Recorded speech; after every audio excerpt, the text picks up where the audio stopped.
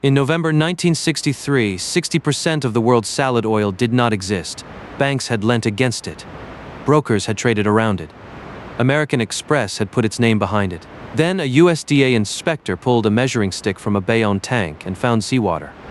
A USDA inspector lowers a measuring stick into a 100-foot vegetable oil tank. The tank is supposed to hold soybean oil worth millions as bank collateral, so the stick should come up amber and slick from top to bottom.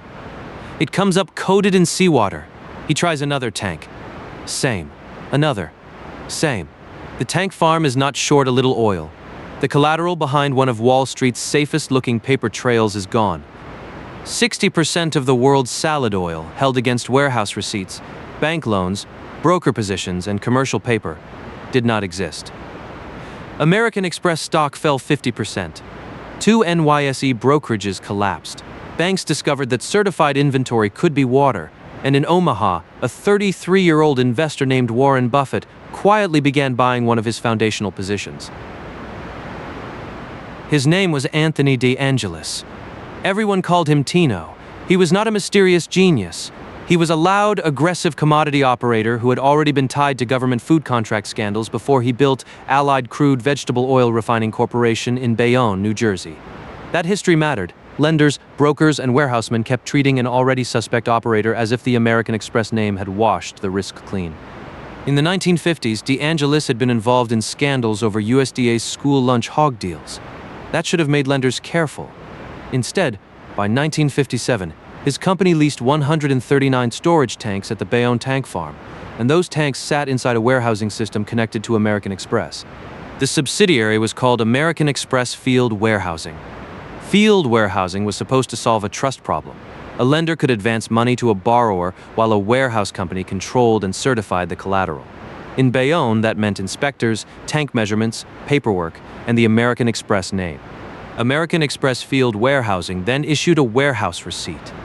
The receipt named a tank, named a number of pounds of soybean oil, and made the inventory feel bankable. To a lender, the paper looked less like Tino De Angelis and more like American Express. That was the psychological transfer at the center of the scandal. The tanks stayed in Bayonne, but the confidence moved on to letterhead, signatures, stamps, and a famous corporate name. Banks loaned money against those receipts. Bank of America, Continental Illinois, Chase. The lenders did not have to climb the catwalk themselves. The whole point was that a trusted warehouse company had done that for them. They were lending against inventory they had never seen. The brokers hedged the loans on the New York Produce Exchange. Bunge, Ira Haupt, J.R. Williston, and Bean, what began as tanks in New Jersey became futures positions and margin calls in Manhattan. The whole machinery of commodity finance ran through one piece of paper. If the receipt was real, the system worked. If the receipt was false, every institution downstream was holding a claim against Seawater. Commodity finance needs paper. The danger was that each new document made the previous assumption feel more official until nobody wanted to interrupt the chain and ask the childish question, what is actually inside the tank? Tino De Angelis filled his tanks mostly with seawater. He floated thin layers of vegetable oil on top because oil is lighter than water.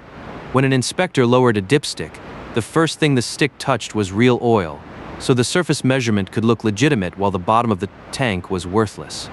The trick exploited a simple habit. Inspectors measured from the top and trusted the surface. A tank that looked full at the opening could still be almost entirely water below the first few inches. Some tanks were interconnected by hidden pipes. That meant the same small quantity of oil could help create the appearance of inventory in more than one place. When inspectors moved from tank to tank, the same oil moved with them. The inspection routine assumed each tank was separate. De Angelis had turned the tank farm into one moving illusion. By November 1963, Allied warehouse receipts claimed 1.85 billion pounds of vegetable oil.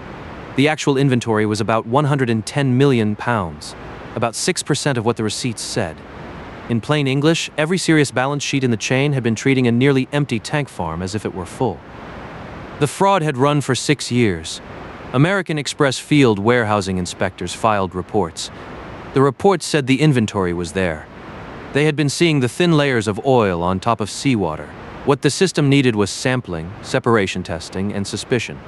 What it got was a surface reading and paperwork. That distinction is the whole scandal in miniature, a verification system that could produce a very precise number while failing to verify the thing the number described. November 1963. Soybean oil futures started slipping. Bunge Corporation's position lost badly, and the market move forced cash into places that had been surviving on confidence. The futures fell from about 14 cents a pound to 9 cents in 5 trading days. A price move did what inspections had not done. It forced the paper chain to demand cash, and the demand for cash forced the physical inventory to prove itself. Tino De Angelis could not meet his margin calls. He was leveraged through the warehouse receipts, and once the price moved against him, the fraud needed fresh money faster than the paper could produce it. On November 19, 1963, Allied Crude Vegetable Oil filed for Chapter 11 bankruptcy. That same day, the USDA arrived at the Bayonne tank farm with measuring sticks. This time, the inspection was not routine inventory theater. It was a search for what the receipts had been hiding. What they found was seawater. Not a clerical error, not a temporary shortage. The physical collateral was missing. The phrase sounded absurd, but the implication was deadly serious. 60% of the world's salad oil did not exist. November 20th. The New York Stock Exchange suspended Ira Haupt and Company. It was the largest member firm failure in NYSE history up to that day, and it happened because a brokerage house had trusted collateral that turned out to be a tank farm story. The losses fanned out through every layer of the transaction. Roughly $80 million to the banks, $45 to Ira Haupt, $58 to American Express, and $8 to Williston and Bean. The fraud was not contained inside Allied. It had used Allied as the entrance to the financial system. De Angelis supplied the lie, but the market supplied the leverage, the trust transfer, and the speed with which one bad tank farm became everybody's balance sheet problem. American Express, the parent company of the subsidiary that had certified the empty tanks, watched its stock collapse from about $62 a share to $35 over the next 2 months. The market was asking a brutal question. If the American Express name could stand behind Seawater, what else did that name mean? 2 days after the bankruptcy filing, John F. Kennedy was assassinated in Dallas. The salad oil scandal dropped from front pages within hours, which is one reason a giant financial scandal can feel half forgotten today. But inside the banks, brokerages, and American Express boardroom, the losses kept growing. 6 days later, on November 28th, the CEO of American Express, Howard Clark, made a public statement. American Express Field Warehousing was a corporate subsidiary, legally a separate company, so lawyers could argue that the parent did not have to make every lender whole. That was the legal answer. It was not the brand answer. The claims would cost American Express roughly $58 million, but American Express sold travelers checks, charge cards, and merchant confidence. It could save cash and lose the franchise. Clark said American Express would pay anyway. He called it a moral responsibility. The decision was expensive, but it protected the thing American Express actually sold, trust in its name. January 1964.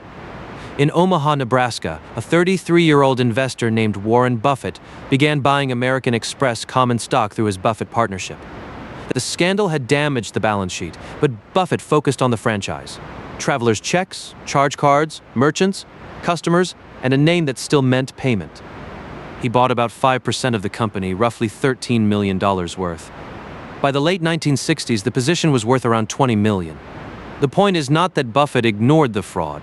It is that he separated a survivable liability from a durable business. The market saw a company attached to Seawater. Buffett saw a company paying to preserve the one asset the scandal had not destroyed, the habit of trust around the American Express name. 1965. Tino De Angelis was convicted on federal fraud charges. The sentence was 20 years. He served 7. The warehouses, receipts, inspections, and futures trades became case study material for a simple question. Who is actually checking the thing behind the paper? He was released in 1972. But the cleaner ending is not another list of schemes. The important thing is what remained. Banks rewrote collateral controls, warehouse receipts lost their innocence, and a famous brand learned that legal insulation is not the same as public trust. The lesson was almost embarrassingly physical. A trusted receipt is not the same thing as verified inventory. In 1963, 60% of it did not exist, and the proof that it did not exist was not hidden in a ledger. It was floating inside a tank, under a few inches of oil.